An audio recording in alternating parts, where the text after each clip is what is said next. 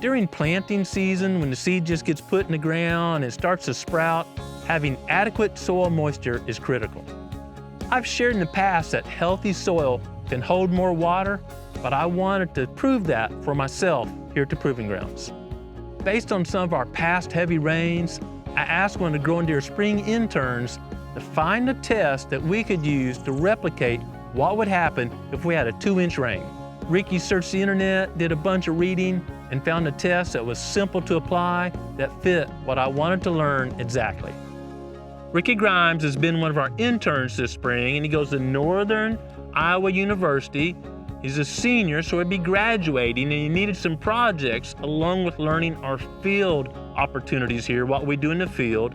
So I've given him various projects, but as his last project, we wanted to share with y'all, and it's really interesting from a food plotter's perspective. So Ricky, I challenge you with figuring out how to do a rain infiltration test. Basically, how much water could go in the soil or how long it would take if we got a big 2-inch rain.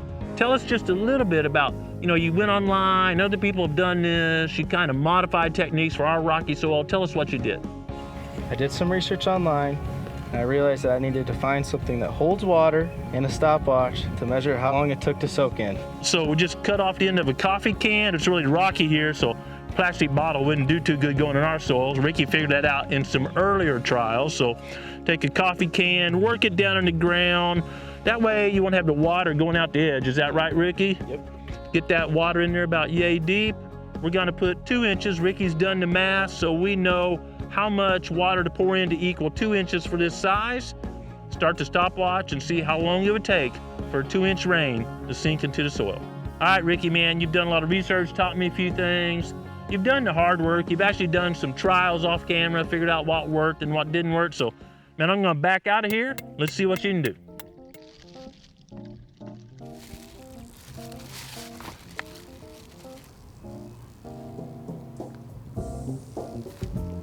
Think about a really hard rain, and I don't know, we're just a few minutes into it, but I'm watching the rings on the coffee can and it's not going down very quick. So if it comes to a sure enough gully washer, instead of going in and saving it for crops later on, there's a little bit of slope to this field, it's running away and carrying soil and nutrients with it.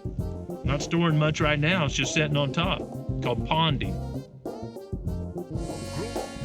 56 minutes. We're now doing an infiltration test on an area that's had the buffalo system for several years. Should be a little bit better soil. We're not talking a lot about it. We're hustling because we may really test infiltration here in a little bit. The sky's getting dark and there's a 90% chance of thunderstorms tonight. So we're gonna get this done before the soil has moisture in it. We'll keep you posted on how it goes. 1, 2, 3.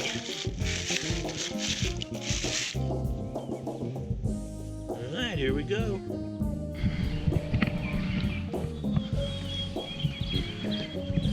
Is that just me? Or are you all seeing it?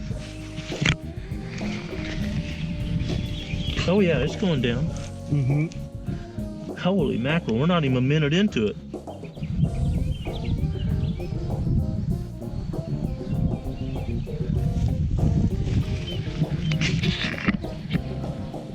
I'm gonna call it here for you. Y'all tell me when to call it. Yeah. I'd say yeah. Now? Yep. 2:39. A 2-inch rain. You've got dark clouds out here right now. It's supposed to be thunderstorms tonight. A 2-inch rain just went in this soil where we've been using the buffalo system for a longer period of time. 2 inches of water in 2.5 minutes. You don't ever get rains at 2.5 inches of water in 2.5 minutes. We're putting water in, no erosion, saving that for a dry period. It's infiltrating in, and you can tell this crop, planted almost the same time as the other place, grew a whole lot more. No fertilizer, no lime at either one, so this was incredible. And in this area, I've just followed the simple principles of soil health. Disturbance minimal as possible. We no-till drill, no disking, no nothing like that. Have a living root in the soil as many days out of the year as possible. We plant green. We drill through the standing crop with our next crop. We don't terminate it. We haven't added any synthetic fertilizer. That can kind of end up turning the ground a little bit like concrete. Just the principles of soil health. Always a mulch cover. Always something protecting it so the sun can't get to it. Nice work, Ricky.